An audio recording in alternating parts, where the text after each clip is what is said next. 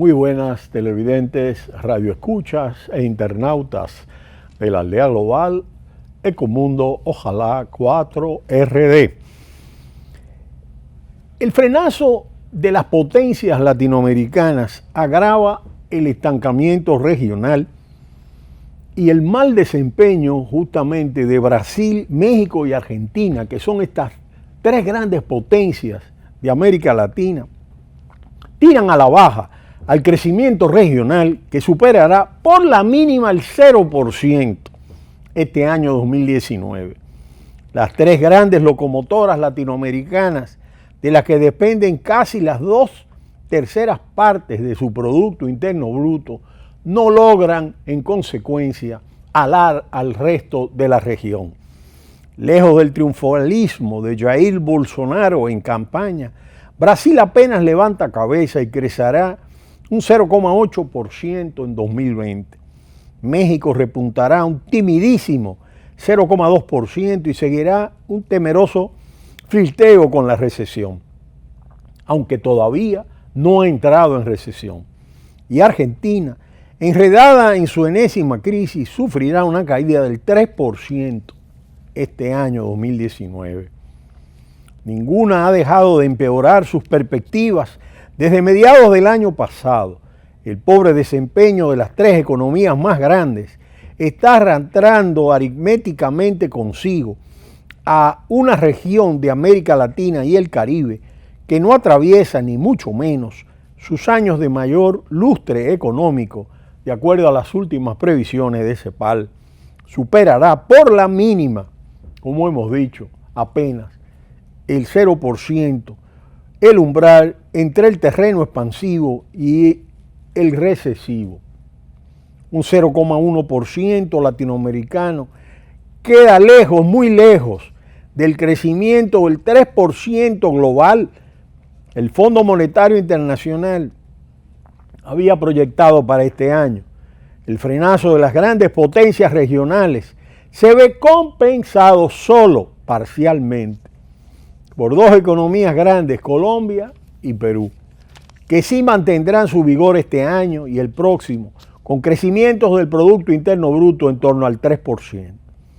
Tampoco el brío de un grupo de países medianos o pequeños, que acentúan la ya habitual disparidad regional, pero que tampoco gozan de la potencia suficiente como para revertir la tendencia latinoamericana a esta disminución.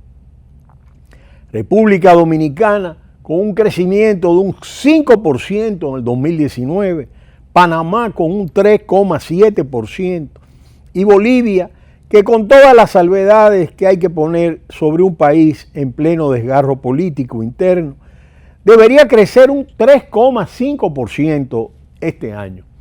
El país con mejor desempeño en el Cono Sur durante los últimos 10 años. Quiere decir que República Dominicana y Panamá, líderes en este nivel de crecimiento, pero con economías muy pequeñas para poder mover el resto de la economía latinoamericana. Con el trío de cabeza fuera de juego y con Venezuela, pese a todo, aún séptima economía regional, sumida en una crisis sin precedentes y aún más preocupante, sin visos de final próximo, el empuje del resto es vano. Solo refleja la ya clásica idea de un subcontinente a muchas velocidades. Y en 2020, con un menor dinamismo global, las cosas se pueden complicar aún más, como hemos explicado en Ecomundo, ya que una situación de recesión mundial va a tener un impacto más duradero y más fuerte que en la gran recesión 2008-2009. Los factores exógenos explican parte de los males latinoamericanos. El ritmo de expansión del G7, el grupo de las 7 mayores potencias del planeta, Estados Unidos, Japón, Reino Unido, Alemania, Francia, Canadá, Italia y la Unión Europea. El crecimiento de China, de desaceleración, la caída de los precios de las materias primas y el coste global del capital. Y 3 de esas 4 variables, excepto el coste del global del capital, que ha disminuido de manera importante, dista mucho de pasar por su mejor momento. Es decir, que estamos en una situación de desaceleración de las grandes potencias industriales, desaceleración de China y una disminución importante del precio de las materias primas.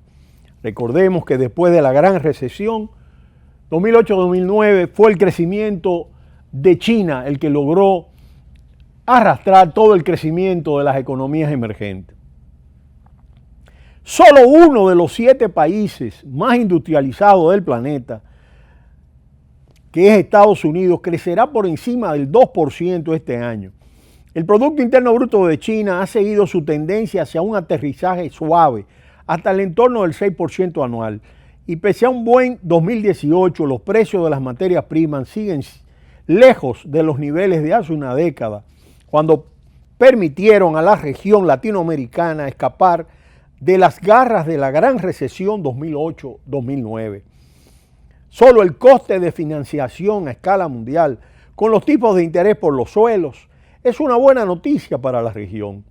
La política monetaria como única respuesta no acompañan tampoco al empantanamiento del comercio internacional, con una guerra comercial abierta entre los dos mayores socios latinoamericanos, Estados Unidos y China, que dejará el aumento de los intercambios en 2019 ligerísimamente por encima del 1% frente al más de 2,5% que había sido proyectado en la primavera. La demanda china es clave en el crecimiento regional y la guerra comercial de Estados Unidos y China ha provocado una reducción en las importaciones latinoamericanas. Tampoco las virulentas tensiones políticas en varios países de la cuenca del Pacífico, Chile, Ecuador, muy cerca de Bolivia, Hong Kong, Corea del Norte, que amenazan con mermar aún más la capacidad de empuje del bloque, son buenas noticias. Ni la inversión, sin ella no hay crecimiento. A pesar de aumentar año tras año, entre 1900 y 2017 la tasa de inversión en la región rondó el 20% del Producto Interno Bruto, 4 puntos porcentuales menos que en Europa del Este, a pesar de la reciente independencia de muchos de estos países en los 90, y 16 menos que en el Asia emergente, de acuerdo a los datos del Banco Interamericano de Desarrollo BID. A la escasez inversora se une el estrecho espacio fiscal en la mayoría de países de la región, que las agencias de calificación se esfuerzan en recordar año tras año. Al menos la tregua de la inflación ha permitido a los bancos centrales erigirse en la última barrera frente a la inexorable pérdida de fuerza del crecimiento económico. 3 de las 5 mayores potencias regionales han reducido el precio del dinero en lo que va de año, con las únicas excepciones de Argentina, presionado por la escalada de los precios y la depreciación del peso, y Colombia. En Brasil, el precio del dinero ha pasado del 6,5 al 5% en menos de medio año. En México, del 8,25 al 7,75 y en Chile del 3% al 1,75%. Los efectos sobre el crecimiento deberían empezar a notarse en el tramo final del 2019 o 2020. 2 palabras están presentes en la mente de muchos estudiosos de la economía latinoamericana: década perdida, lo cual sigue retumbando desde hace 30 años en los núcleos de poder económico en América Latina, muy especialmente entre quienes vivieron los rigores de los años 80, cuando el crecimiento económico se quedó corto para cubrir la crecida demográfica. Ahora, habiendo quedado claramente atrás el optimismo desmedido de hace casi 10 años, para analistas y observadores regresa una pregunta con fuerza: ¿se aproxima la región a una segunda década perdida? Y la respuesta para buena parte de ellos es afirmativa. Y lo peor es que para buena parte de los economistas y analistas, si hablamos de rezago en ingreso por habitante respecto a los países desarrollados o en progreso social, sin duda se puede hablar de otra década perdida desde el fin del boom de las materias primas. En la era actual, en la que la tiranía del presente impone su ley, es más necesario que nunca hacer un ejercicio de perspectiva histórica. El estancamiento latinoamericano dejó de ser novedad, viene de atrás, desde mediados del siglo pasado, ni siquiera en el periodo 1973 y 2010, que incluye aún buena parte del boom de las materias primas entre 2002 y 2011, si el crecimiento anual de la renta per cápita, 1,1%, logró siquiera acercarse a la media europea de 1,7% o la mundial de 1,8%. La evolución ha sido mala, pero antes las cosas no iban mucho mejor. En 1900 el Producto Interno Bruto per cápita de América Latina era una cuarta parte del de Estados Unidos. Un siglo después sigue siéndolo.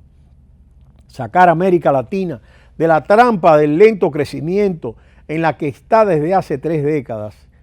Crecer para igualar e igualar para crecer. No hay manera de optar por uno de los dos. Hay que recuperar el mercado interno y poner la igualdad en el centro de la agenda macroeconómica. Se creía que con la apertura comercial y el retiro del Estado de la asignación de recursos, todo iba a ir bien. Y eso se ha demostrado incorrecto. Y esto ha sido incluso avalado por el Fondo Monetario Internacional y el Banco Mundial, que entienden que el nivel de desigualdad atenta contra la estabilidad social, la inequidad, que no puede ser un tema ajeno a la política económica y que al mismo tiempo es un factor que se convierte en espiral hacia el descenso económico cuando los ciclos mundiales entran en descenso. De manera que estamos ante un 2019 en el que apenas las 3 grandes potencias latinoamericanas van a crecer un poco más a la región latinoamericana del 0%.